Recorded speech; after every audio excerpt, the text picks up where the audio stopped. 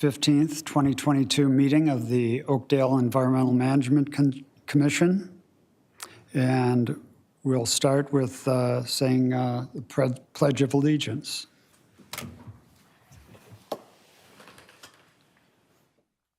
I pledge allegiance to the flag of the United States of America and to the republic for which it stands, one nation, under God, indivisible, with liberty and justice for all.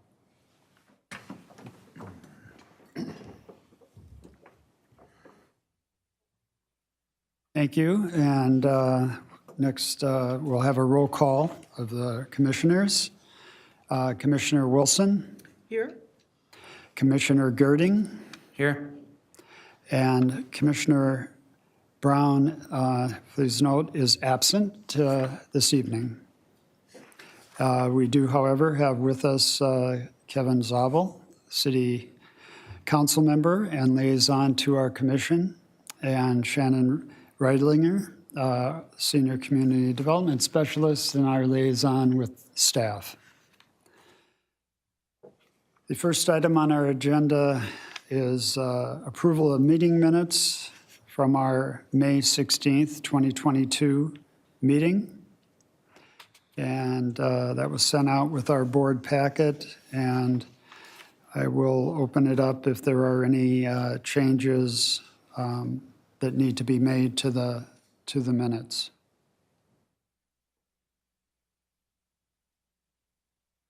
Hearing none, I would look for a motion to approve the May 16th, 2022 meeting minutes of our commission as written. So moved. Do I have a second? Second. All in favor of approval of the May meeting minutes, say aye. Aye. Aye. Opposed? Meeting minutes are approved. Thank you. So our commission tonight in our new business, our first item is a bike and pedestrian plan workshop. And we have this evening from our consultant for the city working on the plan and he's with Tool Design, and he's going to be making a presentation on, conducting a workshop, really, getting some feedback tonight from the commission. And so I'll turn it over to Tool Design, and thank you for being here this evening. We appreciate it. It's a topic that the commission is very interested in, and personally I'm very interested in it as well as a frequent biker through Oakdale. So.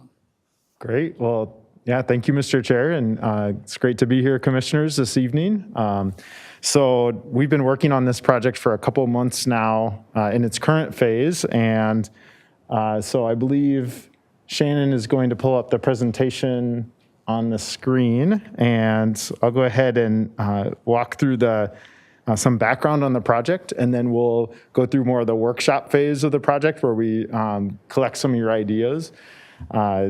And then we'll actually kind of use the wall behind you, so it'll be a little dynamic. I have a microphone at one point, and I'll bring that up so folks online can hear the discussion.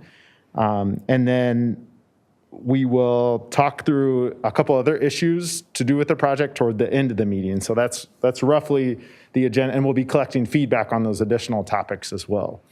So that's roughly the agenda I've got here for this evening. So as I mentioned, this is the second phase of the project. We started, I believe it was the end of May, so maybe now about 2.5 months we've been working. We've got some things for you to look at that you've already seen in your packet and that we'll be discussing in a little bit more detail. The first phase happened right before COVID occurred, and then COVID put the brakes on it.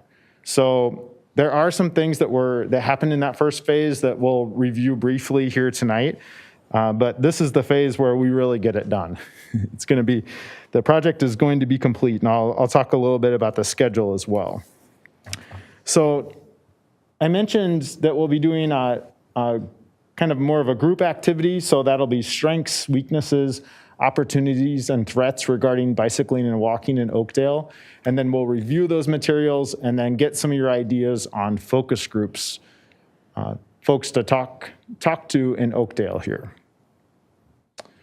So a little background about the bicycle and pedestrian plan. So what we're doing here is we're trying to help achieve some of the goals that are already in the city's comprehensive plan. So in the transportation chapter, there are 2 goals, and there are several strategies under each of these goals, but the 2 main goals to do with bicycling and walking are that city roadways shall be safe and functional for pedestrians, bikes, automobiles, and trucks. And then the second one is sidewalks, trails, and bikeways shall be connected within the city and between adjacent cities. And then under the Parks and Trails chapter, there's a goal that says, parks shall be integrated into the city's pedestrian system. So the city already has some policy background for doing this plan and making improvements.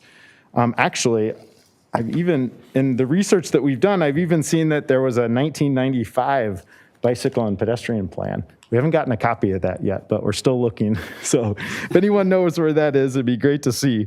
But obviously, in the meantime, since 1995, there have been a lot of efforts, things that have been happening, and the city obviously has policies that have to do with bicycling and walking in the absence of that physical copy of that plan. So in the presentation, we've divided the planning process into roughly 5 steps. So planning step 1 is pretty much already complete, except we're asking for feedback on some of the research that we've done. So the first step is understanding existing conditions and future plans.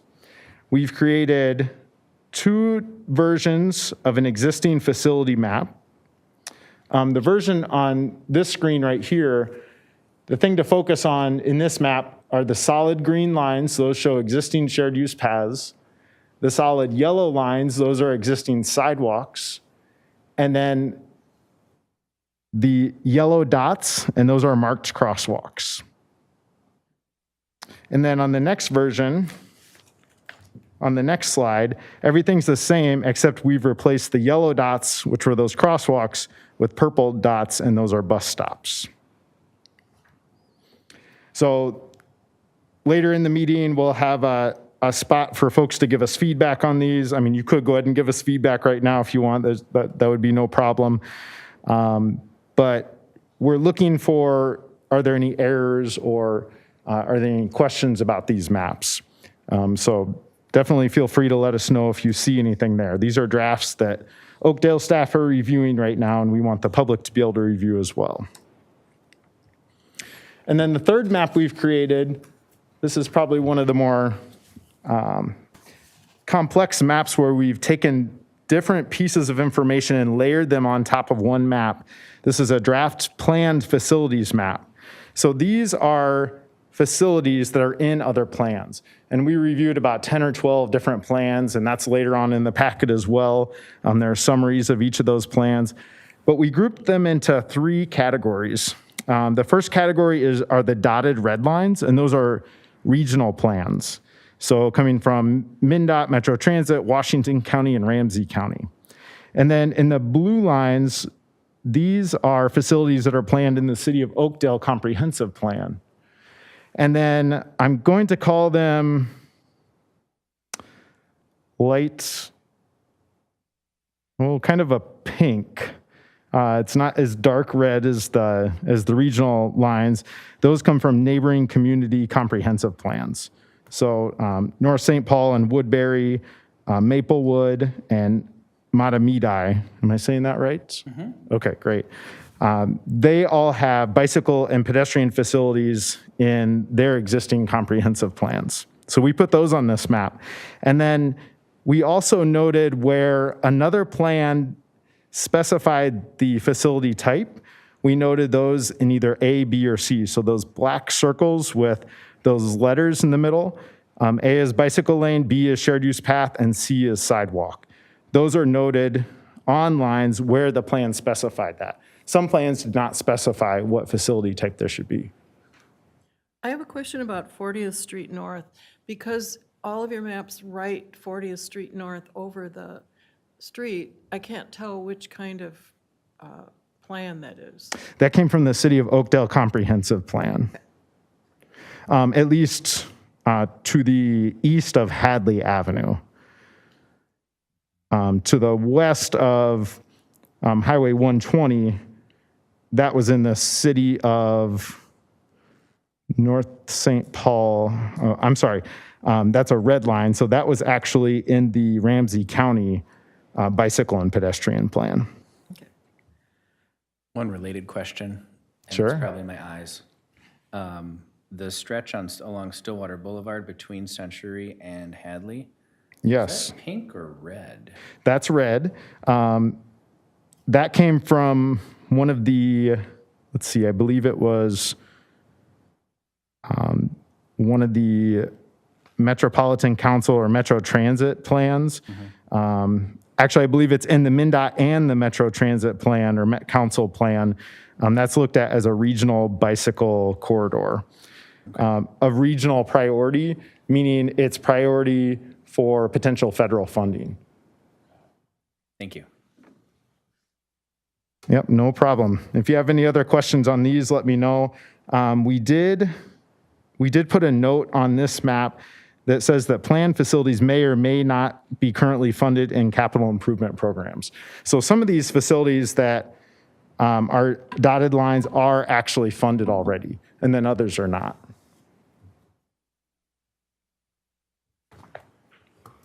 So then the final map, this was actually created in phase 1 of the project.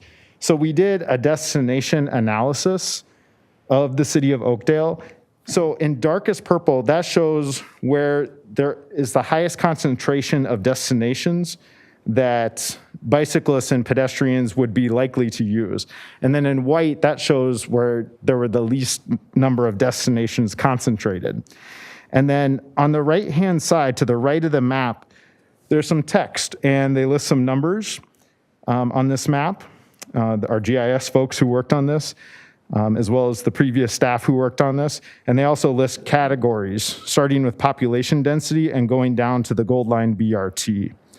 So each of those categories were given weights. So population density had a higher weight than commercial parcels or commercial properties within the city. And so on and so forth, as all the way down to the gold line BRT. So we actually, this shows a composite map, but we created separate maps for each one of those categories on the right-hand side.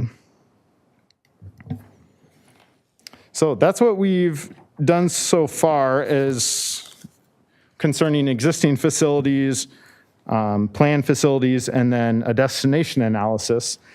Some of the other work we've started is under planning step number 2, and that's to seek public input. So far we've drafted a public engagement plan. That's in your packet as well today. And this is a rough outline of what the public engagement will look like throughout the project, and we're collecting feedback on that. And there are several components within that public engagement plan. One is, of course, meetings with the EMC. This is the primary body that will be giving feedback regarding this plan, but there are 3 additional bodies that will also give feedback. And by primary, I mean, these are the trips where I will be coming and talking to a group. The other commissions, Shannon is, and I'm assuming Shannon's the only one who will be going, staff will be going to those other commissions to collect similar feedback from them. And then they'll be communicating that feedback back to me, and then we'll compile it and use that to move forward. Then we are also meeting with the city council 3 times. We've met once with the city council. That was on July 26th. And there are several points in here that were made at the city council meeting. Some questions raised, some feedback for us. And I won't read through all of those, but of course, if anyone has questions or thoughts on any of those, we're open to that.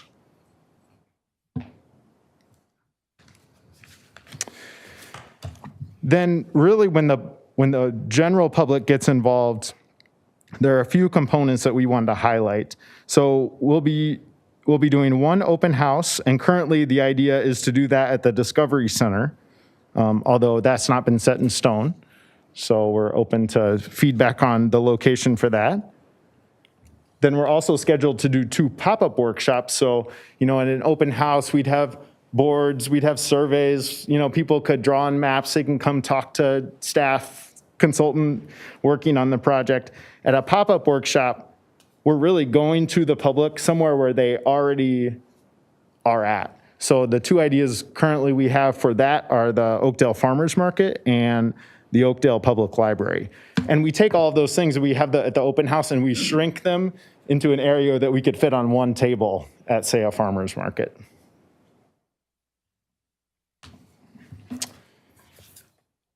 Then another component of public input is focus group meetings, and we are scoped to do 3 of those. We've listed out the ideas to date that have been discussed, and we'll come back to this at the end of the meeting to get some of your feedback. Then, of course, where we oftentimes get the most public feedback is through an online survey. This map is actually from phase 1 of the project, so there was already a survey that several members of the public took. So we'll be creating another survey, and we'll be working with you and with staff to figure out what that survey should look like. Then step 3 of the planning process is to make plan recommendations. We'll come up with goals and strategies. And similar to the city's comprehensive plan, where the goals are the bigger headings at the top, this is pulled from one page of the city's comprehensive plan. Policies are listed below that nest within each goal. So we'll have strategies in place of policies for the bicycle and pedestrian plan. Then we'll also come up with a future network. So all those lines we looked at on that previous map that showed where facilities are recommended in other plans, we will decide whether or not to include all of those in Oakdale's network in this bicycle and pedestrian plan. And then we may have additional ones, of course, that we recommend based on what the public tells us and what guidance we get from the EMC and from staff and from others. This is a map from another suburban community, so it's just an example of a network plan. Then we figure out in planning step 4 how to implement that network. So we come up with criteria, and this is something we'll come back to the EMC to discuss and to the city council and with staff to get feedback on. We'll come up with a list of criteria. So in this example right here where it says factor, you can substitute the word criteria for that. So in this community where we prioritized projects, we came up with 5 criteria, and then we weighted those based on that feedback we got from folks. And then, this is where it gets really fun. You take that network map and you start putting numbers on each one of those projects. And you identify the limits of those projects, you ID each of them, and then you create a spreadsheet, or what we do is we create a spreadsheet that goes along with them and gives some planning level details about each project.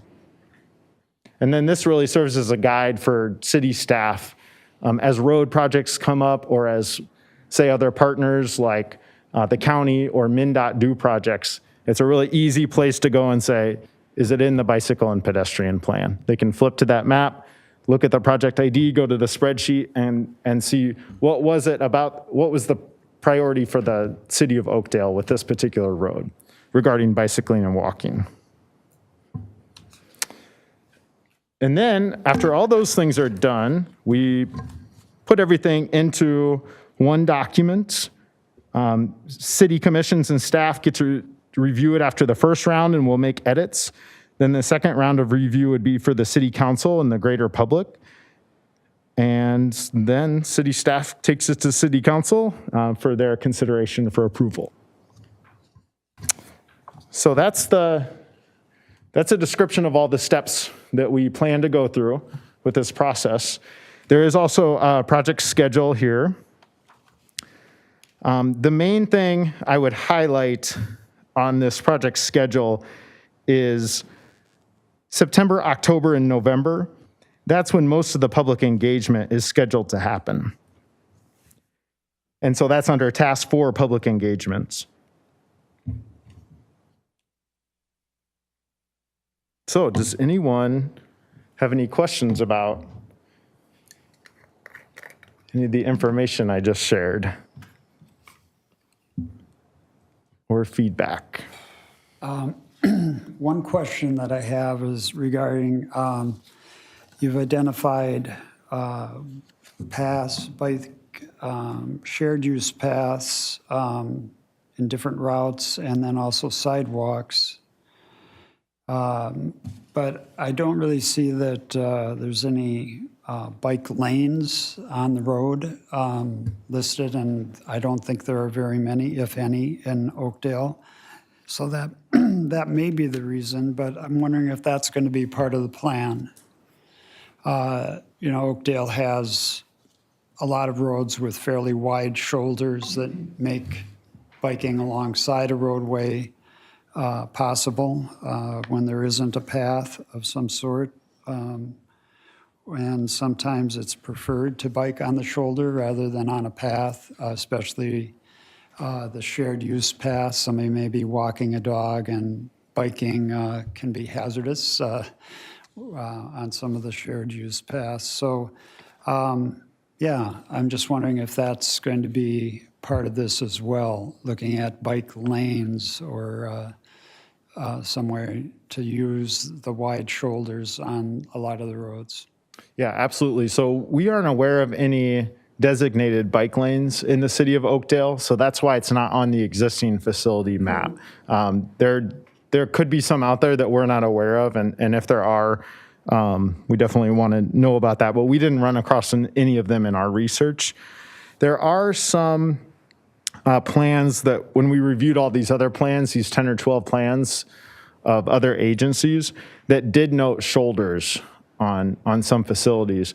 When we looked on Street View and actually checked a lot of those, a lot of times it appears that the shoulders disappear at intersections where turn lanes appear. And so between intersections, you know, you might have some shoulders, but at the intersections, they really become almost non-existent. And often at the places where people need them the most, at the intersections where things get busy and there's a lot of turning movements. So that's why we did not designate them on these existing facility maps. But the future network can definitely have bike lanes and shoulders designated on them.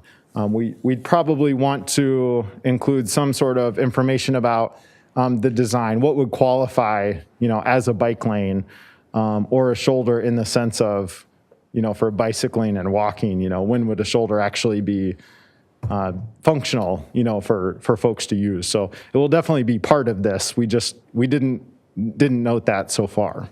Yeah. I often bike down Hadley, and it has a nice wide shoulder, but you're right.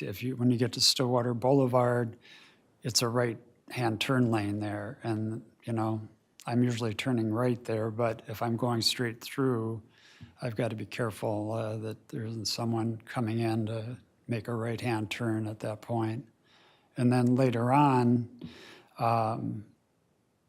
the bike lane, if I go straight down Hadley, the bike lane or the shoulder disappears, and at a very inopportune time because it's right along where Menards is, and there's a number of entrances into Menards, so it makes it quite hazardous there. So yeah, I think looking at that issue would be great. Okay.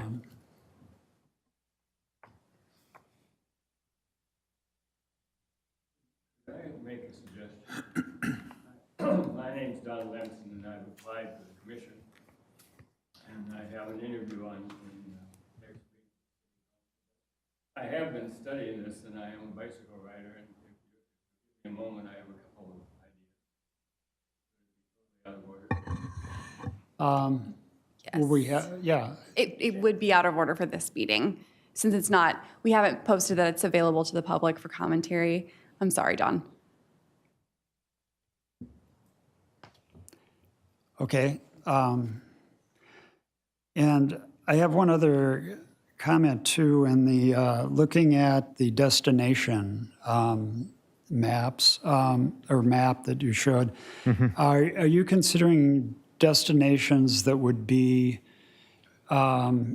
near the border of Oakdale? Or, like there's 3M that has their main offices, headquarters, right on the other side of Century Avenue. And so there are a lot of bike riders that commute into 3M, and I know some of them do go through Oakdale. And so that would be a destination. And then right across 94, I'm really looking forward to the BRT going through and having that new bridge with a bike lane there to get over to Woodbury, because it's right now really, they've got a bike path or a path going over, but it's not very safe. Yeah, so when we did the destination analysis, we looked beyond the borders of the city of Oakdale. Okay. So it includes destinations outside of Oakdale. You can kind of see the outline on the map, and this is, again, the purple map within the presentation. And there are two categories. I'm not sure which, say, 3M would fall under, if it was commercial or employment. I'm assuming it was employment. But if we look at the employment map we made, and we can check this later, I can show it to the commission. I'm assuming that there will be a pretty dark purple area in the lower left-hand corner of the map that would show 3M on there. What happens when you combine all 8 categories together is some of that intensity of each individual category gets washed out because it gets combined with everything else. So we can double check that just to make sure that 3M was covered, but I would assume that it was. Yeah, great.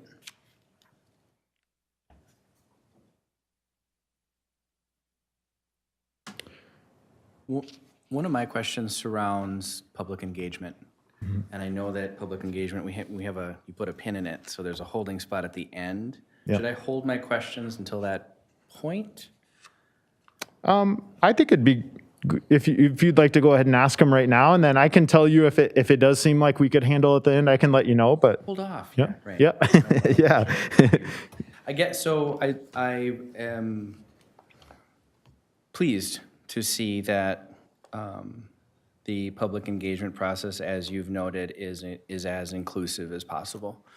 And so a lot of some of my inquiries are at the intersection of communities of color, broader than just what we know as BIPOC, which I think represent not a large, but a big demographic in Oakdale. And so, as we think about public engagement and input, the community asset of a cultural broker comes to mind in terms of those that speak native languages that we don't speak, for instance. And so what's the strategy surrounding these public engagement, sessions at the intersection of things that are more diverse than just a BIPOC statement? Well, if we go down the route of having one of our focus groups be Black, Indigenous, and people of color from that community, most likely what we would need or what we would do is get connections from the community, someone who is a leader within that community or one of those communities, and we would get their assistance in bringing people to us or us going to them wherever they're at. And then having a sit-down meeting or some sort of interactive discussion with them to get their feedback on this issue.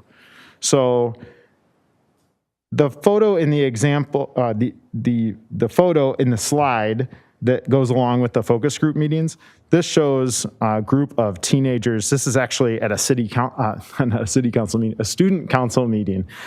So we actually went to a student council meeting Within the school district, we were doing a safe routes to school plan, and you can see they had their lunch with them. So they were eating their lunch, and we gave them maps for folks to draw on, or for the youth to draw on. So we would want to do something similar where it's someone helps make the connection for us. If it's at something they're already doing, that's typically ideal. But we would need some help from either members of the commission or city council or staff coming up with some of those leaders within those communities so that we could do those focus groups. Okay, thank you. Yeah. And I would assume that as a follow-up, that things, assets, collateral, surveys, all would be available in all the languages that would be represented in this group? Certainly, yeah, we would not want to take, say if we did a focus group with the Hmong community, we wouldn't want to take English only. We would need someone there to translate for us, or we would need the materials translated ahead of time if we choose to do written materials. Sure, makes sense. Thank you. Yeah, thank you. Thanks for the question. Any other questions or thoughts on the presentation? Okay, well then we will go ahead and jump into, and if you don't mind pulling the presentation back up, Shannon, we will go ahead and jump into the strengths, weaknesses, opportunities, and threats portion of the meeting. And this is where we collect your feedback in a little bit different of a format rather than you speaking into the microphone. Although at one point I will bring the microphone up and we will speak all this stuff out so folks who are watching the video later can hear what your thoughts are. So the question we want to answer is, what are strengths, weaknesses, opportunities, and threats regarding biking and walking in Oakdale? And we'd like to get your input, the Environmental Management Commission's input on each of those categories. So on this slide right here, these are questions to prompt you in each one of these categories. So I'm going to bring Post-it notes up to the dais, and I'm going to give you Post-it notes so that each of you can write your ideas answering each one of these questions. And you can write as many strengths as you want to if you're a super positive person. If you want a lot of stuff fixed, you'd want to focus on the weakness category. But these questions are meant to be prompts within each of the categories to think about. So strengths, what are you proud of in Oakdale? And this is regarding bicycling and walking, of course. Weaknesses, what things drive you nuts about bicycling and walking in Oakdale? Opportunities, are there organizations doing work or upcoming projects we should know about regarding bicycling and walking? And then threats, what are the external forces that will make it difficult to make Oakdale more friendly for bicycling and walking? So you can write as many ideas as you have within each category. The thing I would suggest is when you're writing your ideas down, just write one idea per Post-it note. So you might end up writing 20 ideas overall, and your area next on the dais will be covered with Post-it notes. And actually, that's probably ideal because there are only 3 of you. So I would not filter too much. I would just write your thoughts as they come out about each one of these categories. And then just label each one of the Post-it notes, probably with an S, a W, an O, or a T. Because what I'm going to do while you're writing ideas down is I'm going to take large Post-it note papers and I'm going to post them on the wall behind you. And one Post-it note paper will say strengths, another will say weaknesses, a third opportunities, and a fourth threats. And once you're done writing down all your ideas, you'll take your Post-it notes and then you'll put them into each category. So that's why the labeling, it will help you remember which category they go into. So I'm going to come up and bring you Post-it notes. Do each of you have pens? Mm-hmm. Yeah. Okay.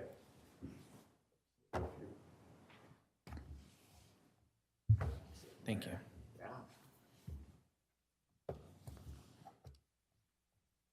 Does anyone have any questions before you start writing your thoughts down? And we're just going to start with strengths here. You can go in whatever order you would like. Okay, and doesn't matter the color. It doesn't matter the color, no. Okay. We should identify it as a strength, though, or a weakness, or, You should just write SWO or T on each Post-it note. okay. You want us to stick them on this edge right here? That's up to you, wherever you want to put them. Probably just so you can reach them, because you'll grab them and put them on the pieces of paper.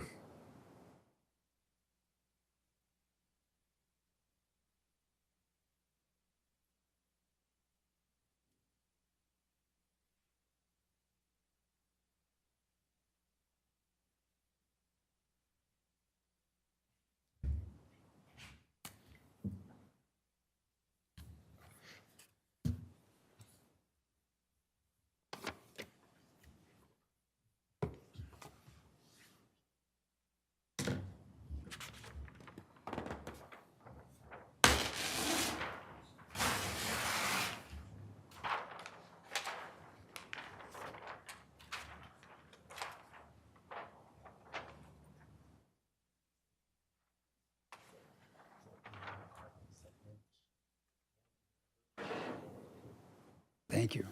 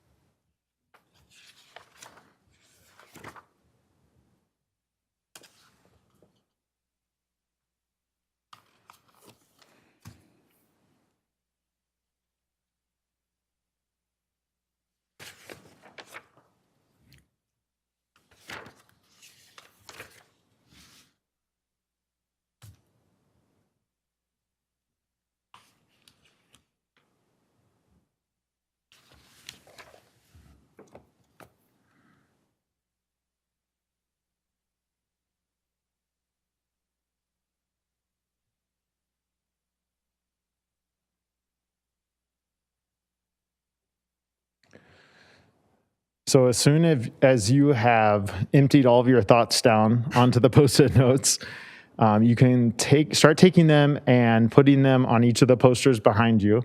But don't let me slow you down, because I think the more ideas, the better. So.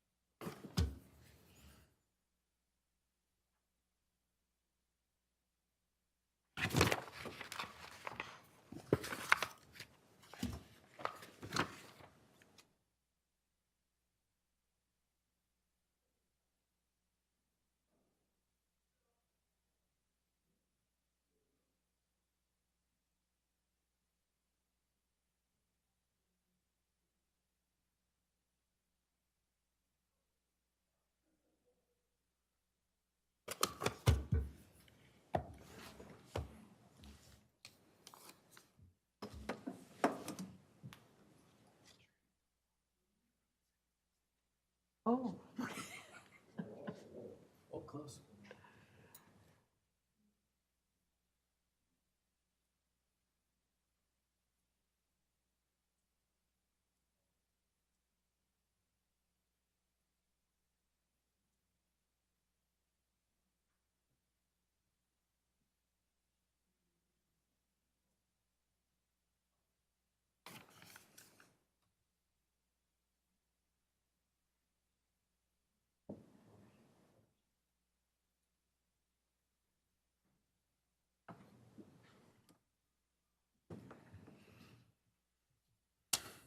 Okay, so as soon as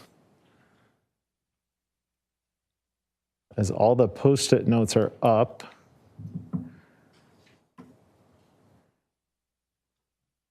looks like Bonnie and Noah both, you have all yours up? Yep. Okay. Now, Okay, unless you think of others. So as soon as the chair places all his up there, we are going to divide and conquer on figuring out how to categorize within each one of these posters. So sometimes when we have a larger group, we will pair people or group people together so they can jointly figure out how to categorize things. But in the interest of time tonight, I'm going to give each of you I'll let each of you choose one of the categories, and I'll have you do the categorizing there. So what we'll do is I'll take your preference for which category you'd like, and then I'll take the leftover one. We'll go up there, and I'll give you my idea of how to categorize them, and you can correct me as I'm going through it if you think, oh, no, I disagree, or yes, it should go over there. And then I'll have each of you do yours, and then we'll report out on what each of the categories are, or subcategories within each of the larger categories. So, Bonnie, which category would you like to work with? I would like the weaknesses. Okay, Mr. Chair, which category would you like? I'll take strengths. Okay. Noah, you get opportunities or threats. I want opportunities, please. All right, well then I'll take threats. Okay. So we're ready for this mic here. So if each of you want to come up here, we'll come to the threats one, and I'll try to categorize these. Now, we only have 4 Post-it notes, so this is also probably the toughest category to create subcategories within because we don't have very many Post-it notes. But if you want to come over here, I'll take the hardest one. I am the consultant after all, so you should make me do the hard stuff. Okay, so I'll just read each of these Post-it notes out. So the first threat, how does Lake Elmo or other neighboring cities' plans present barriers? So this has to do with neighbors. The next one is increase in car traffic due to planned development. Okay. The third one is freeway division of Oakdale. And the fourth one is increase in car traffic. So it's very easy, obviously, to put these two together. Whoever did this made my life really easy if they were the same person. So we'll put the increase in car traffic ones together for one category. This category about neighboring cities and their plans. I suppose that could be a potential threat if we're thinking about what if they don't have a good plan?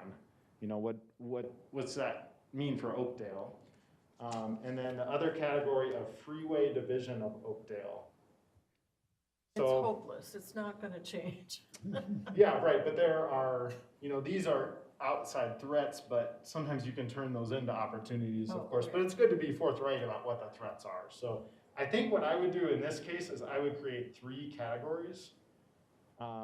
Obviously, this one is one category, and this I would call something like, I would probably just say increasing car traffic.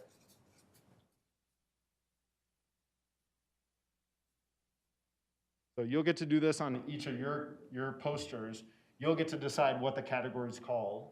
And then I think right here, I would ideally like to put these in just to make 2 categories, but I feel like this freeway thing is kind of unique on its own.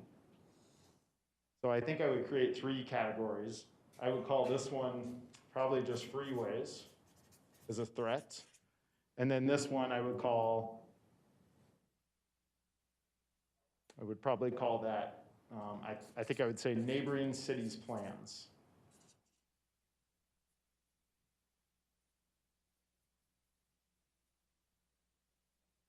So that's your assignment. Okay. Then for your posters, see if you can do a better job at me than not. Hopefully you don't have to put Post-it notes on their own. We didn't have a lot of Post-it notes with this particular category, but if you can get 2 or more into each category, that'd be great. And I'll be right back with another marker for you.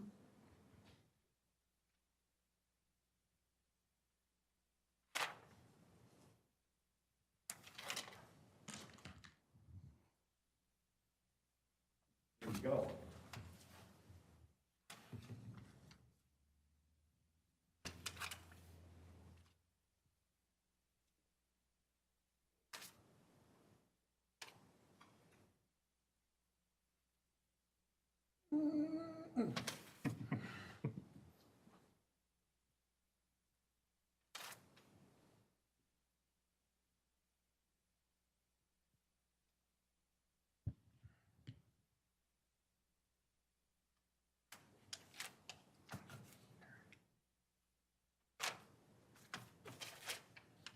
And if you need to phone a friend, you can do that.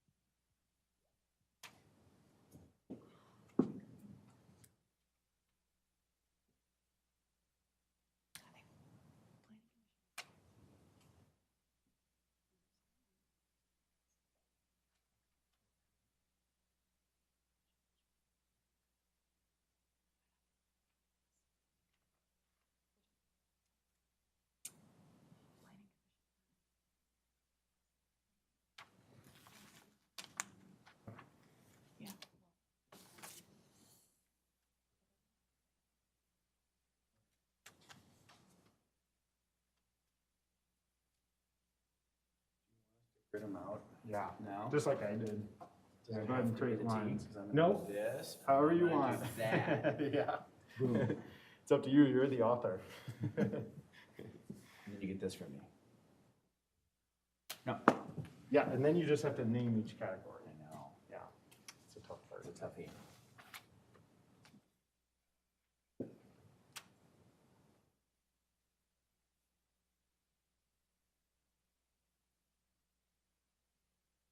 You'd like to get it down to 2 if you can. That'd be great. Oh, great. Yeah, I've got a lot of different. that's okay. You're down to That's okay. 2, Keith? He's got 2. I don't know how he did it. I haven't looked. You're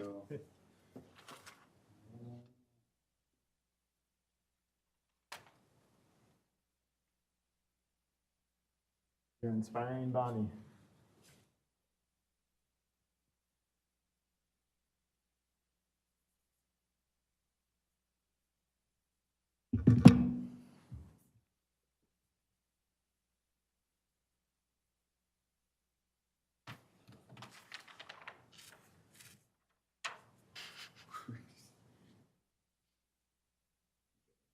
You got it.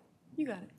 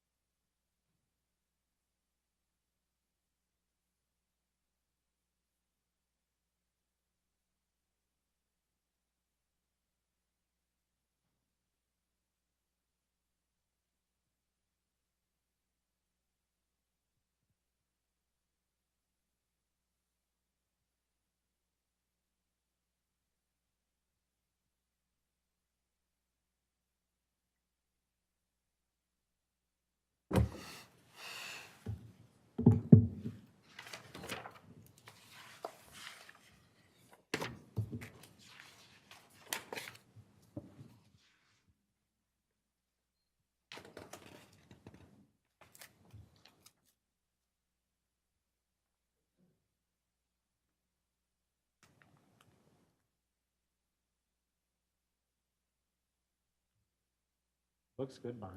Is that enough? You did a lot of work. I think you chose the hardest category. I did, on purpose, because I feel strongly about it. Okay, so Noah, if you want to come over and Bonnie come over, let's take a look at the strengths category. Okay. So we'll have the chair go ahead and walk us through how he came up with his categories. And we'll do that for each one of the posters. And then you're going to go through a voting exercise. So make sure as you're listening, if you have any questions about the categories and aren't sure what it means, make sure to. But what are we gonna vote on? So you eventually are going to be voting on what you think the biggest strength is, or the biggest weakness, or the biggest opportunity, and so on. Okay. Yeah. So I'll give you the mic. All right, we just have in strengths 2 categories, wide streets and shoulders. And there were just 2 things here that wide shoulders on many roads and lots of wide streets running in all grid directions. And then existing bike paths and individual ones were so many natural spaces in the city that can only be admired when walking and biking. Oakdale Nature Center bike paths, connection to bike trails. Paths are well maintained year-round. Many bike walk paths. Okay, any questions for that category? Okay, we'll move on to weaknesses now. Okay. Okay, up in this corner is about public transit. People who live in North Oakdale have very little access to public transit. There's one about city narrative that I don't totally understand. City narrative isn't supportive yet. That was mine. You want to elucidate? Yeah, I think it's one of those things where when we're trying to change the trajectory of what we mean by investing in next generation type stuff, like there's a learning curve, there's a catch-up time. And so I think in terms of what Oakdale is publicly known for, since it was a township, this bike ped stuff is not part of it. Oh, we know about the trees. We know about the trees. We don't know about the That's bike. right. Okay. Yeah. Does that okay. help Yep. clarify? Yep. This one's about traffic, increase in traffic due to development, probably mainly the new development north of 34th. These are all about paths. So the lighting on the bike pedestrian paths is not consistent. There's no paths over bridges, no good routes to Woodbury, and Freeway 694 makes a huge gap between 15th and 34th. There's virtually nothing that you could cross over between 15th and 34th. That's a real path. I mean, obviously there's streets, but it's not a real path. Okay, this is my deal. There's no place to rest and no place to stop. And there's no place to park a bike near the gold line, which you can correct me if there is a planned place, but in my mind, if you're gonna ride from North Oakdale, where I live, to get to the new gold line, you better have a place to put your bike. And then finally, routes and lanes. No marked bike routes, no marked bike lanes. The shoulder becomes the right-hand turn lane. There's no shoulder on some roads and no shoulder on some bridges. Okay, any questions in that category? Okay, you're next. Okay, Opportunities. you win, Bonnie. I could only do 3. So I'm going to leave this one till last because we just touched on it, and I don't know what to call it yet. So there were various ones here surrounding, themes of diverse community voices that are engaged in this process at present, from just a general awareness and talking point, trying to get at that narrative piece, definitely viewed as an age-friendly initiative. And then there's just tremendous general potential to be a bike ped-friendly city moving forward for future generations. And then, of course, with that comes the opportunity, the economic give of, attracting new people as taxpayers and residents into Oakdale from all this. So this category essentially was kind of a marketing, branding, awareness, inclusion. Didn't have the words. I could have kept writing, but I kept it at 3. The other category here, really, the theme here was collaborations and partnerships. And so working with bike clubs, i.e. 3Ms, working with Bike or Bicycle Minnesota, and then a tremendous opportunity for cross-city commission, either Lake Elmo, Maplewood, all of our neighboring cities for engagement and awareness. And then this last one, I didn't know what to call it. I'm kind of landing on the word infrastructure, but that's too systemic. That's almost too seismic for me. So I might need your help in this. But this last one was the suggestion box of combination benches and bike racks for stopping. I'm going to add sipping and shopping. Almost like. What would we call that one? Like support facilities, or it's not, to me, it doesn't sound like the infrastructure of like riding on a bike lane or walking down a sidewalk. It Oh, sounds it's more like the like, equipment almost that you need to, kind of like your point about where do I put my bike at the Gold Line? If I'm going to ride from North Oakdale, I'll always call it Northdale. But. sometimes we call it street furniture in the Ooh. transportation world, so you could call it that. I'm going to do it. Okay. I'm going to do it. If that's okay with you too. Yeah. Is Okay. that okay? You sure? Is it really specific to benches and bike racks? Or is it potentially Well, other stuff? Those were your 2 examples, but did you have? No, More? but our age-friendly initiative, which is an actual thing, we have one. We're kind of interested in more benches. That's kind of come up as bubbled up as a request. But I'm also interested in bike racks because I have no idea where I would put my bike. If I wanted to shop at Target, well, maybe they have one, but in the whole Bergen Plaza area and the Hy-Vee and that whole 10th Street corridor, I still haven't spotted many bike racks. Maybe there's some there, I don't know. Water fountains are another thing that we oftentimes hear in the transportation world from a biking or walking perspective.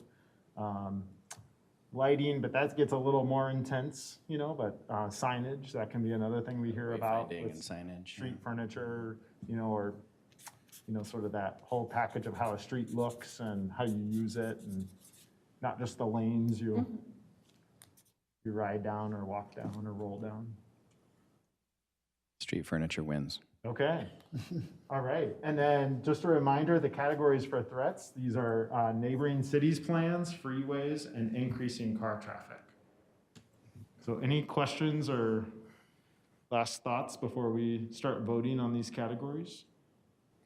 Last reservations about any of the names or the choices that were made? When you dangled a carrot earlier when you said some of the threats can turn into Sure. opportunities. So is that something that we can unpack now, or do we wait till the voting and the flipping and the shifting? Yeah, what are you thinking? Well, I was thinking this neighboring city thing. I mean, that's also here. Yeah. So maybe whoever wrote that one as a threat. I did. Okay, what were you Which thinking?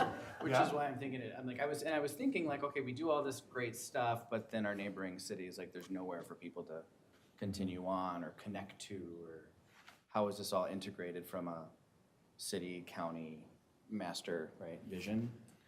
I can see how you would put that in either category, so, Yeah. yeah.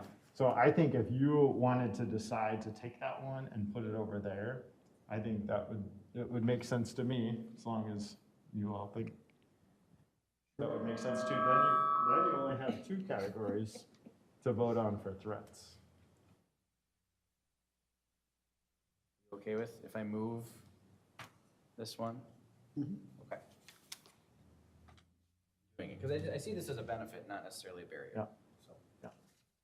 Okay, so we will cross out this category. I'll let you hold this. I don't want to. It's doing this right.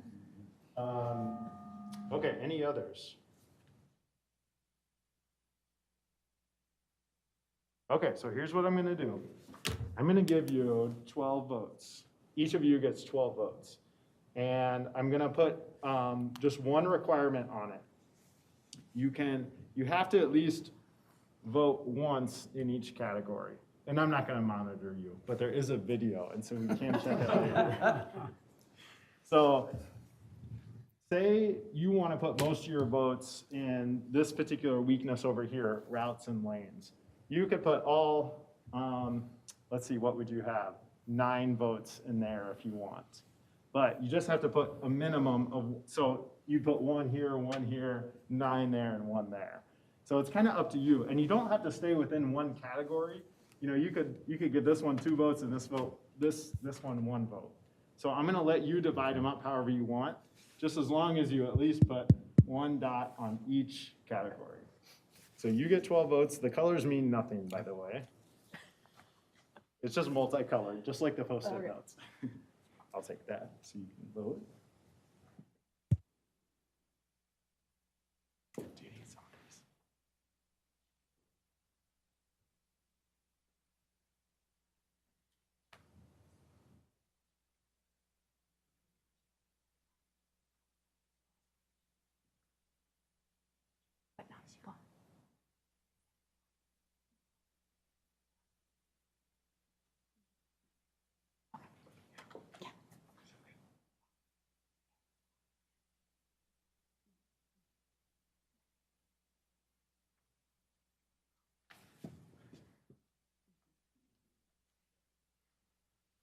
If you're able to do this.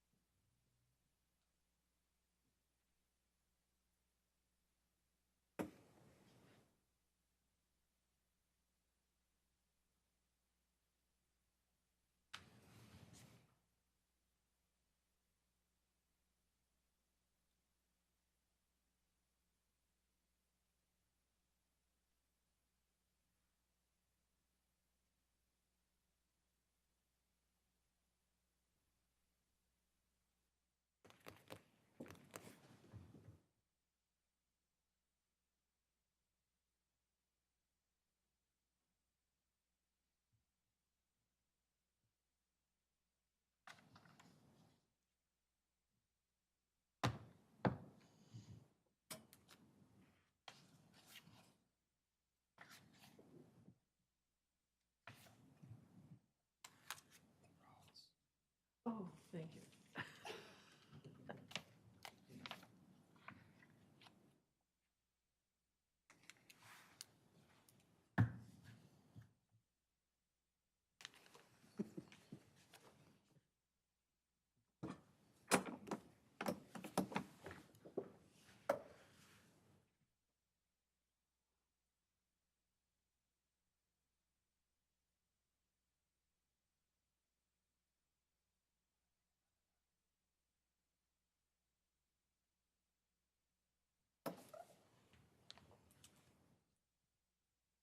Okay, it looks like the voting is winding down here, so let's start over at strengths. We'll start on the left and move to the right, and you all are welcome to come up here if you want. Okay, so we only had 5 votes spent on strengths. I bet I know where more of them went. So we had 3 votes for existing bike paths and 2 votes for wide streets and shoulders. So the biggest strength, according to this activity and according to this group, is existing bike paths. For weaknesses, looks like this is, we'll see, looks like where a lot of our votes went. So the most votes went to the biggest weakness being routes and lanes. We had 6 votes there.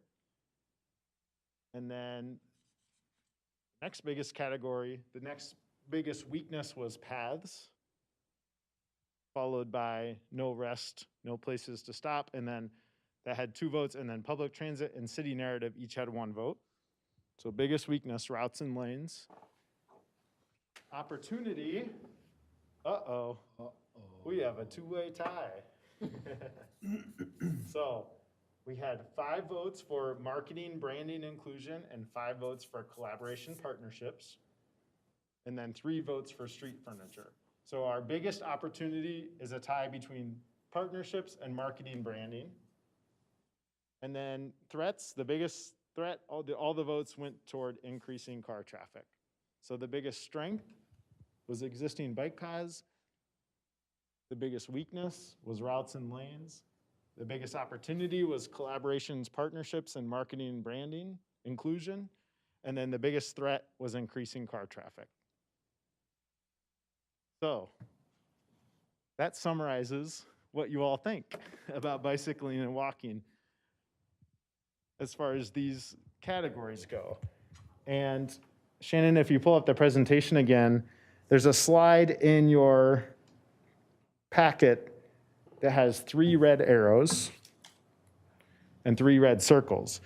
So what we usually do with SWOT analysis, or strengths, weaknesses, opportunities, threats analysis, is we generate goals and objectives out of those. And then we also get public input, and those oftentimes refine the goals and objectives, or the goals and strategies that we put into the plan. And then the plan ends up coming up with policies and a walking and biking network that addresses those strengths and weaknesses. So that's kind of why we do this at the beginning, just to get your feelings and your flavor for what you think about bicycling and walking in Oakdale. So Shannon's going to do this with the other 3 commissions, and then we're going to get back together and figure out where there are overlaps between you and the other commissions and where not. So thanks for your feedback on that. That was very helpful. So we'll move on to any questions or feedback that you all have on the materials that we submitted. Now, some of these we already went over, existing and planned facilities maps. But there's also a more detailed summary of existing plans. You know, oftentimes we just share this as kind of an educational piece. This is a summary of what we found in these plans. We're talking about hundreds and probably 1,000 to 1,500 pages of plans. So there's quite a bit of information out there, and we're just trying to boil it down to what's it mean for biking and walking in Oakdale. So there's that summary in your packet, and there's also the public engagement plan. So are there any other questions or feedback on those materials?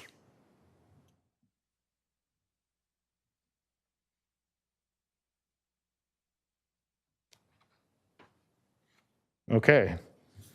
Jump back if you have feedback on those or any additional questions that come up. So we'll go right to the focus groups. Excuse Oh, me. yeah, go ahead. Yes. I do have one that there's a growing community of e-bikers. And how do you look at that? I mean, obviously they can potentially go at a higher speed and than a normal bike speed, potentially. So, yeah, I guess I would look at, there would need to be some rules about like speed limits on bike paths or whatever, versus being in a bike lane or on the roadside. Because I see e-bikers on bike paths, and generally they are being, the normal speed maximum on a bike path. But I'm interested in that as a potential issue because it seems to be growing. Yeah, absolutely. I think what we could do there is first we would want to look and see what the Minnesota statutes currently say about e-bikes. I know that that's been an evolving issue. So we can pull out what the latest statutes are and just see what the rules are. I know that has been an issue for quite a few years, but it's becoming more common. So I'm not sure exactly where the statute is right now. So we can take a look at that as part of the plan. Also, you mentioned rules, and oftentimes there are different communities will have different etiquette guidance for the public around that. So maybe we can find some information there. So we can definitely reach out and look into that topic more Yeah. as a potential goal or an objective within a goal. And I think it's something we want to encourage, really, but e-bikers as well. So we need to include them in this. Sure. Yeah, and I did not run across much information that I recall in the other plans about that. But there might be some in there, and we might have just missed it in that 1,000+ pages of information. So we can definitely look back there too to see if there are any policies that other agencies have already set around e-bikes that we should know about as we're drafting the bike and ped plan for Oakdale. Great, yeah. Definitely a good idea. Thanks for bringing that up. Any other thoughts or questions on all the materials? Okay, then we'll go ahead and go to focus groups. And focus groups, this is our last topic where we're looking for feedback this evening from the EMC. So currently, we are scoped to do 3 focus groups, about an hour each. And let me advance this. Oh, you did it. Thank you. Shannon's on top of it. So usually what we do is we send a special invitation, but like I mentioned earlier, the locations can vary. And the goal is to get more open-ended, uncategorized feedback. Oftentimes in open house, we'll have people take a survey. And of course, they can give us their uncategorized feedback and thoughts, overall about the plan. But a focus group is really focused on that. We may have a few starter questions for the group, but we really let the conversation kind of feed off of, folks feed off of each other and just see what topics come up and see what's important. Because oftentimes when you hear other people talk, it gives you ideas and it takes you to new places on a particular topic like this. So it'd be like a roundtable discussion. And then these are the ideas that we've discussed today, and this was on the slide earlier as well, but youth, BIPOC residents, members of the business or disability communities, seniors, and general community residents. In that last category, we heard that feedback from one of the city council members that it might be a good idea to have a focus group just of the general community as well. So what we're really open to is hearing from you all. What are your opinions about what we should prioritize? Because we can do 3 of these focus groups, and we really have to limit it to approximately an hour. It doesn't have to be a hard hour, where it's got to end, at 60 minutes. But just roughly speaking, that's how long we would typically sit down with a group and talk to them. So do you all have any preferences about these groups or especially who would you suggest that we connect with within each one of these groups to make something happen? That might be another way to look at it as well. I think seniors would be personally one of my priorities for outreach, and we have multiple communities in this city of 55 and 65 and up, both in their own homes and in a community. So, And we have Oakdale Wellness 50+, which is a Right. team that works out of the Discovery Center. Can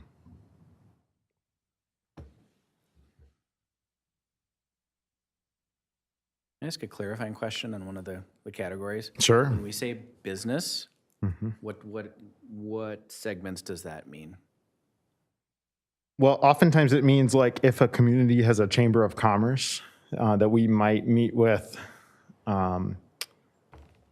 either staff or people on a chamber board, or they might suggest specific businesses that we might invite to a focus group to hear from. So that could look like going to one of their existing meetings, or it could mean a special meeting that we set up. Sometimes it might mean, say there's not a real formal group around businesses. It might mean staff sending out invitations to a lot of different businesses and just seeing who wants to come, or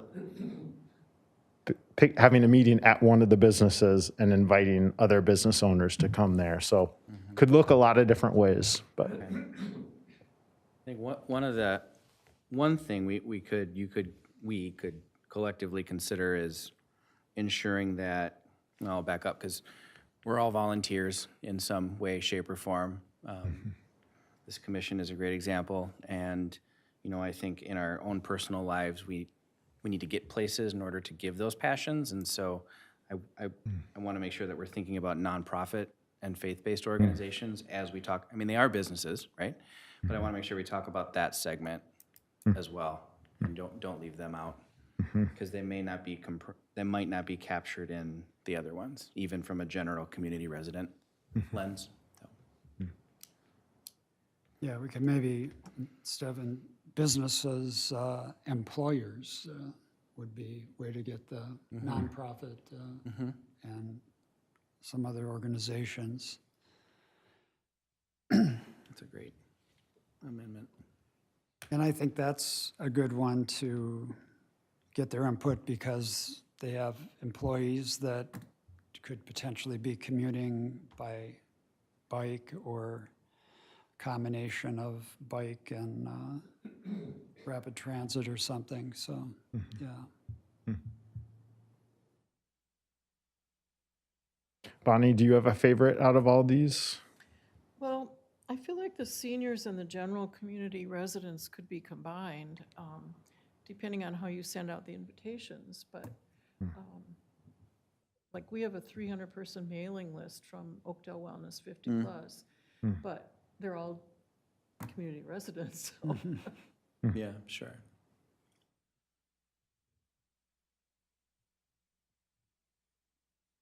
I think the largest focus group I've ever participated and led as a consultant was with an active living group in a community. We had just a lot of interest from them and got a lot of good ideas. So An active what kind of group? it was an active living group. Oh, that was the name of it, active living. It was called Active Living. I think it came out of a source of state funding from the Minnesota Department of Health. And that is what brought a lot of representatives from certain groups together. So, a focus group doesn't have to have a large attendance to be to get good feedback, but it can help a lot, if there's quite a few people participating. So. Can I assume you're going to send the invitation to some people in neighboring communities, or do they have to be residents of Oakdale? I think, as long as the topic is about Oakdale bicycling and walking, I don't know that I've ever been part of a community where we've said, if you don't reside in Oakdale, you can't come. Oftentimes stakeholders will have, they might not live in Oakdale, but they might own a business in Oakdale, or they might live in a, next door, and so if you all wanted to, we could do that, but generally we don't do that as part of focus groups. That's a good point, Bonnie. I think too, as I think about school age kiddos, families might not live in Oakdale, but our district is more than just Oakdale. So as we think about youth and BIPOC residents, that may actually be something to include or think about. I support that. Yeah. Okay, well, this is all helpful feedback. Any final thoughts on the focus groups? One of them is, as we think about this business or employers within Oakdale, I'm looking at opportunities in the collaborations, partnerships. And so what was just mentioned about getting some of those potential partners invite them in with, as a focus group. Maybe it would fit with the employers and that type of group. Because I know that looking at partnerships, like the 3M Bike Club, that has probably a lot of members going through Oakdale every day, that would be a good collaboration. Sometimes we do focus groups with, we will call the category oftentimes advocates. People who are just really into this particular issue. It's usually around bicycling, not 100% of the time, but typically it is. So that's one potential way to create a focus group. Right. Yeah. But it doesn't have to be that narrow either, to your point. These are more partnerships or could be employers too, so. Yeah. Okay, well, we will take this feedback and then we'll work with staff to come up with an actual final list of focus groups to meet with, and we'll keep you all posted on that. So that's all I have for tonight. I know that we will probably want to be meeting somewhat soon, and I'll work with Shannon to come up with when the next meeting will be, because public engagement, we'll start creating draft public engagement materials for staff to look at and for the EMC to look at and others. And then we'll share that with you before it actually goes to the public. So I think that will probably be a big focus of the next meeting, is getting your input on what do the public engagement materials look like. We want to hear what you think of things. We like to have critiques on our public engagement materials before they actually go to the public, to make sure that you think they fit the community and we're catching any mistakes before they go live. So.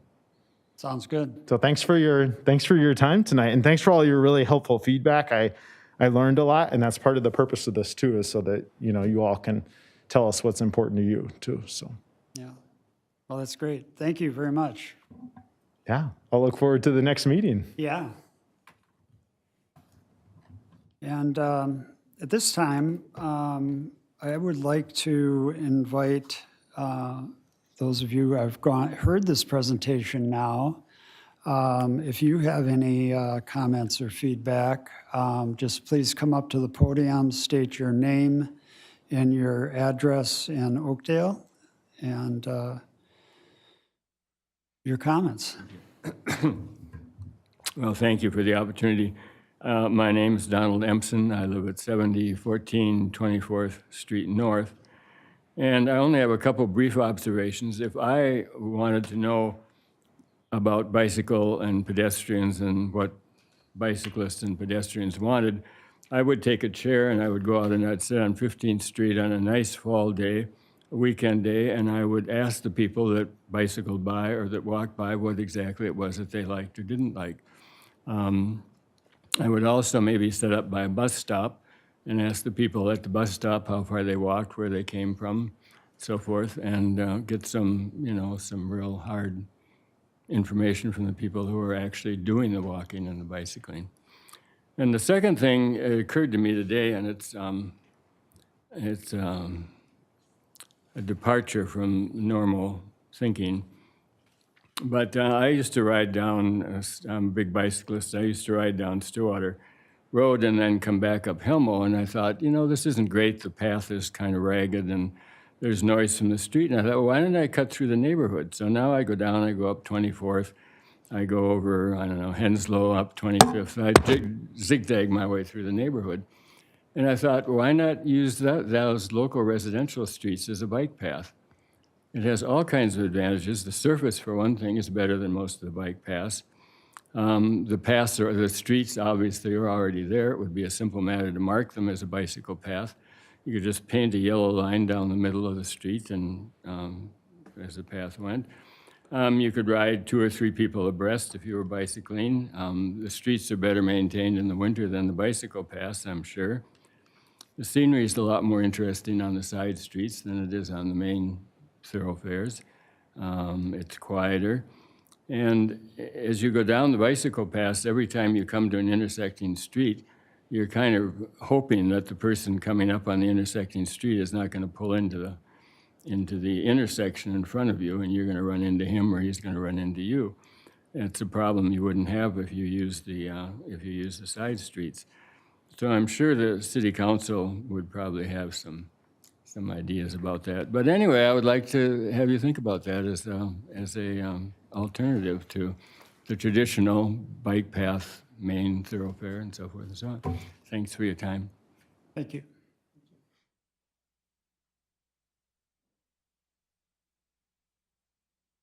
Hello, so I'm Robert. I live at 6906 7th Street North. And I just had one brief thought kind of about the maps as we were looking through it is just, it can be very dark, especially here, like get to the late fall, December. And I'm just wondering how we're gonna, it'd be nice to see where there's plans to have maybe more lighting for if you're driving down the street and there's more bicycle traffic than there was before. I know it's incumbent upon bicyclists and cyclists to have reflective clothing, but they don't always do that, just like they don't always wear helmets. So that's something that, kind of sprang to my mind. Might be nice to see that on a map, where is it well lit? Is there areas that it could be better lit, especially if there's going to be expansion, which would attract more bicyclists? So that's the only thought that I really have, and I really appreciated the presentation. So, Thank you. All right. Well, this is the start of our journey here to really get this bike and ped plan updated, and thank you very much. And glad this is underway again after a respite due to COVID. So I'm happy that we're working on this again.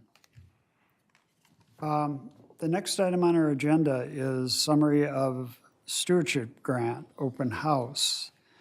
And I will turn this over to, I think Shannon first started off, and I think as well as Commissioner Girding.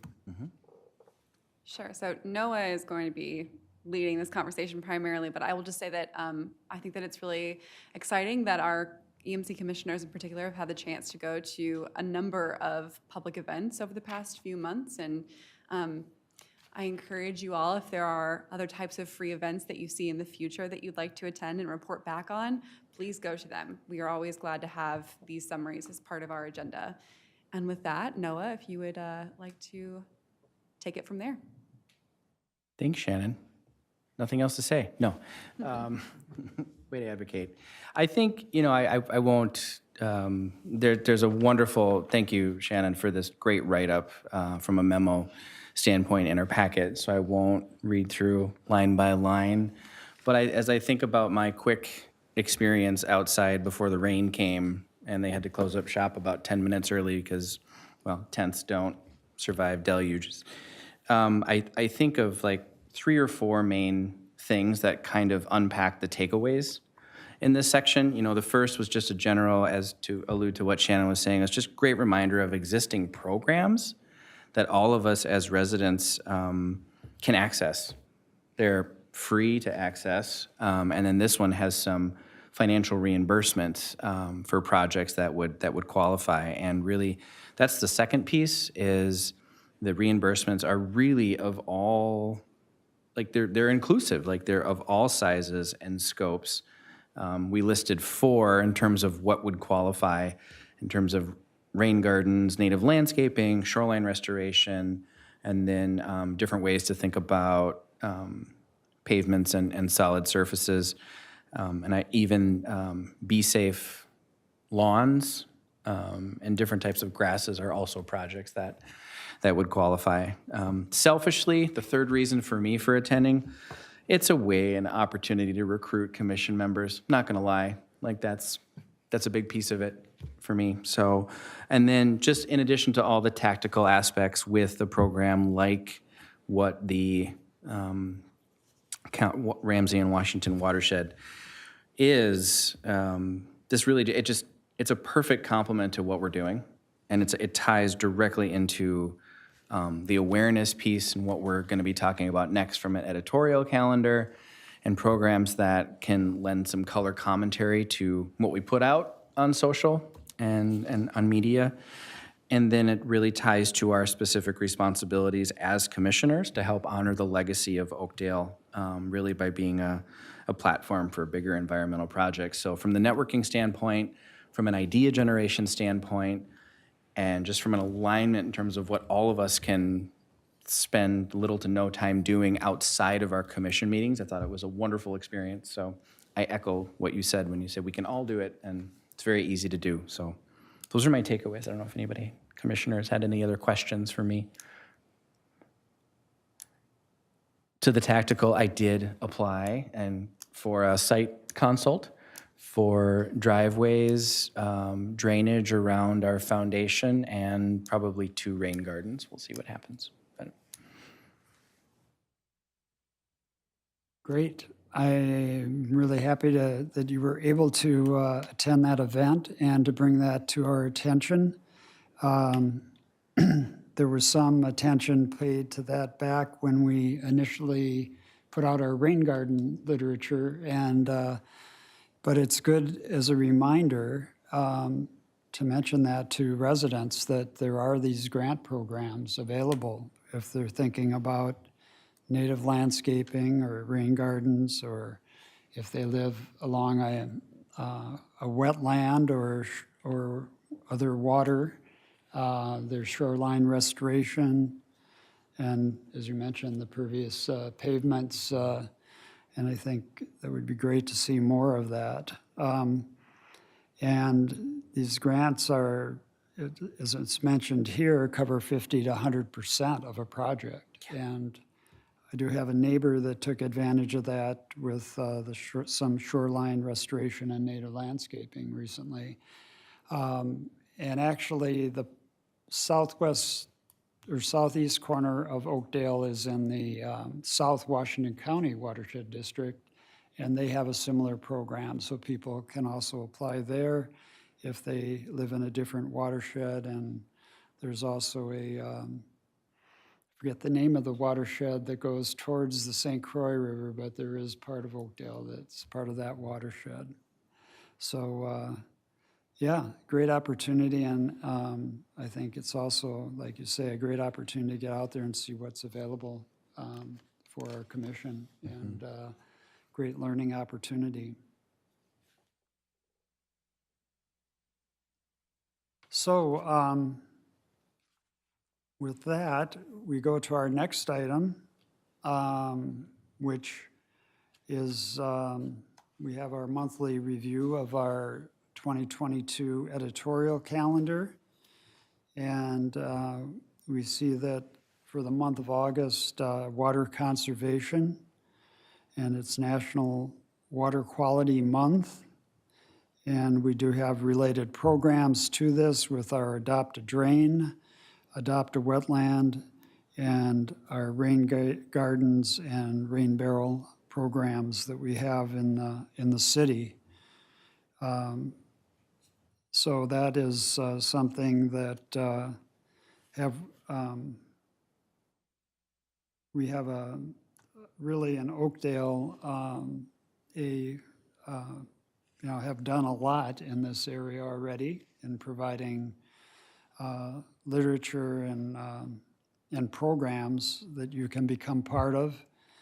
The Adopt a Wetland, you can submit a application to adopt a wetland, and that can be any resident that would be living on or near a wetland can adopt that and provide for environmental protection and preservation of that wetland area, and just nearly state what their objectives are and what they would do to protect the wetland. And then rain gardens, we have information on how to build a rain garden, and that's all on both of these are on the Oakdale website, as well as accessing our Adopt a Drain program, where you can adopt a storm drain, and you can even name it if you like. So any other comments from others? We do have September coming up, electric vehicles, and we've been, this is right in line with our EV-ready amendments to the Oakdale's ordinances. And so also an opportunity to participate in National Drive Electric Week.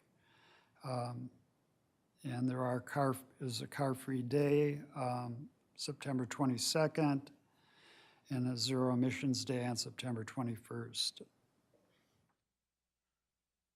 And is there going to be a Touch a Truck event this year in September? I would have to confirm that with the Parks and Rec Commission. My assumption is yes, but I will confirm that for you. Okay, yeah, we had a couple of electric vehicles there last year, and that would be good to see if we could get a couple electric vehicles there as well.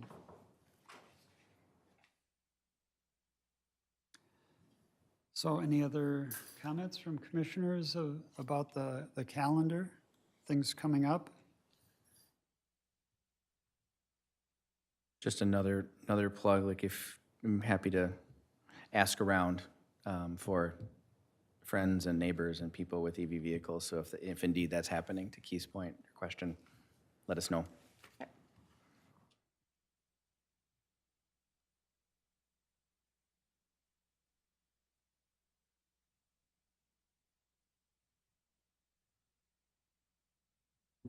Okay. The next item is Grow Solar Twin Cities Group Buy Program update. And we have already hosted one solar power hour highlighting this program, Grow Solar Twin Cities, which is being managed by the Midwest Renewable Energy Agency or Association. They are currently, they've hit their goal or surpassed their goal of the first milestone. This is a group buy program, and as more people participate, the price per watt goes down. And they've hit the first milestone of 50 kilowatts has already been sold, and they have quite a few more that are very interested at this point and are finalizing contracts. So it looks like they're at 60 kilowatts now. The goal was 50, the first, and the next milestone is 100 kilowatts. So they're anticipating they will at least hit that fairly soon, maybe by the end of the month, and move on from there. Last year's program, they were able to get the maximum decrease in the cost per watt. So hoping we can replicate that this year. And I would like to mention that I have confirmed just today that we can do on September 1st, host another solar power hour at 11 a.m. We have our choice of virtual or in person, and I think we were going to do a virtual one. Given that time of day, we probably would be able to get more people able to tune in for a time at least. So, and the Midwest Renewable Energy Association will send us some more promotional materials so we can get those out through our various channels, social media and other.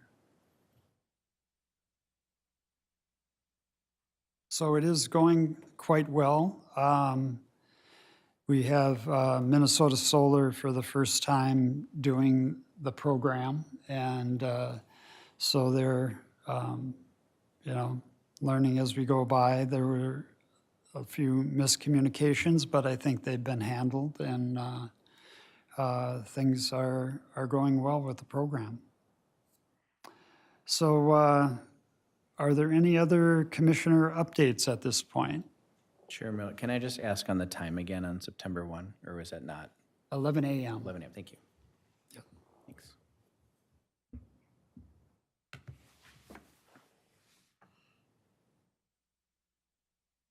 Any other updates? I would like to report that I cleaned my drain.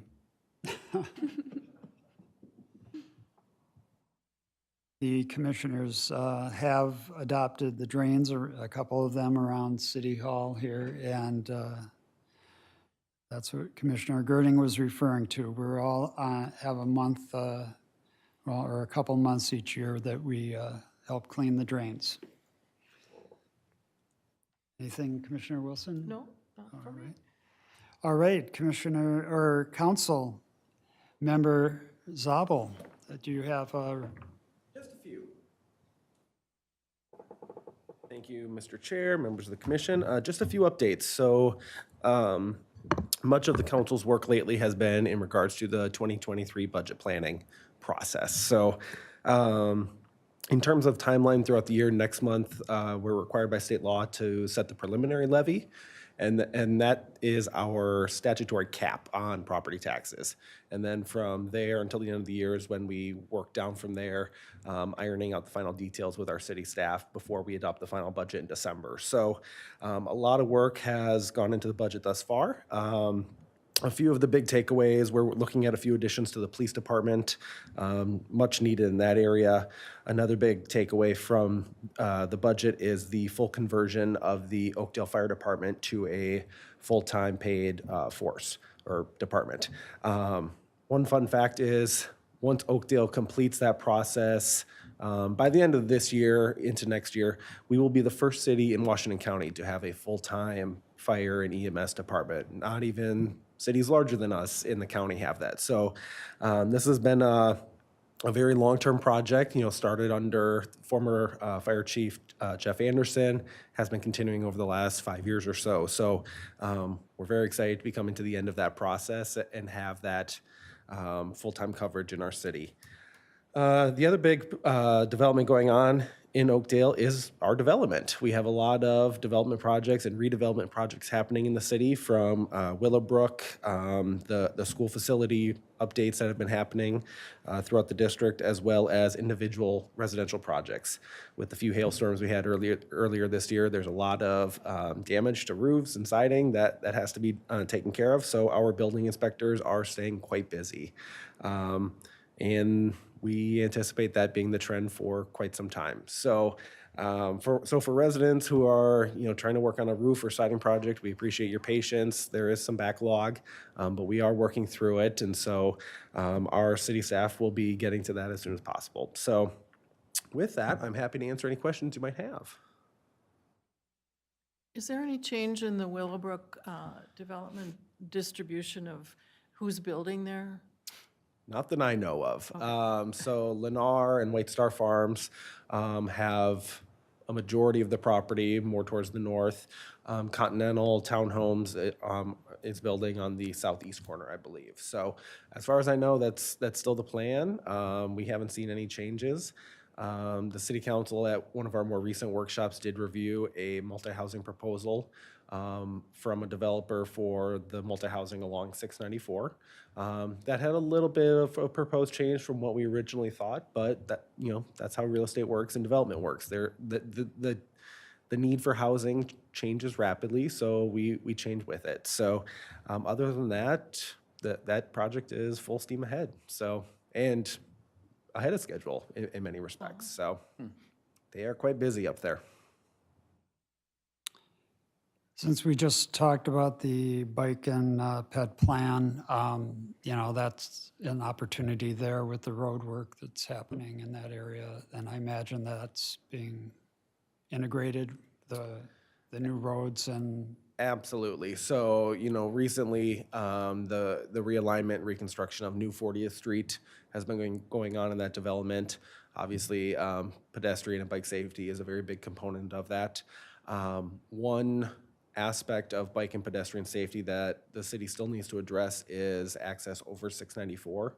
You may remember a few years ago when the bike and pedestrian overpass went in at Stillwater Boulevard, it created a dedicated space for bike and pedestrians. We don't have anything similar on 40th Street.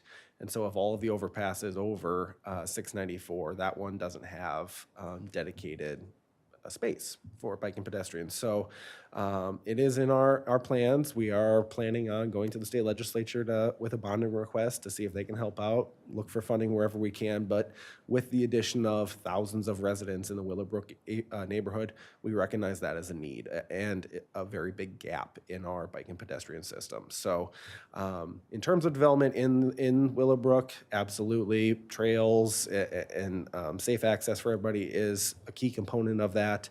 And then as we move outward, we'll be filling in some of those gaps as well. Great, that's good to hear. Yep, that development is going to be a very exciting time for Oakdale. I know the Parks Commission has recently been working on what the parks in that area are going to look like. So lots of work happening simultaneously up there. And it's all coming together quickly, which is nice. So, Good. any other questions? Is there any further development near Target? The city council has had a preliminary conversation with a multi-housing developer for a parcel over there. As far as I know, we haven't seen a site plan submitted yet. So I think they're still working on a few components. And in the presentation they provided the city council at our workshop a month and a half ago, maybe 2 months ago, there were some additional plans for retail, commercial in that area. So slowly coming together. We're hoping a lot of that comes together once Willowbrook fills in. There's also recent development at the Forefront campus as well. So the addition of, I want to say 300,000 square feet of light industrial up there. Another proposed commercial parcel right along 34th Street or Old Highway 5. And so, our hope is as development creeps southward that the target area will fill in as well. So lots going on up in that area. Anything else? Thanks, everyone. Thank you. Well, that brings us to the end of our agenda, and I would look for a motion for adjournment. So moved. Do I have a second? Second. All in favor of adjourning our regular meeting of the Oakdale Environmental Management Commission on August 15th, say aye. Aye. Opposed? Meeting adjourned. Thank you.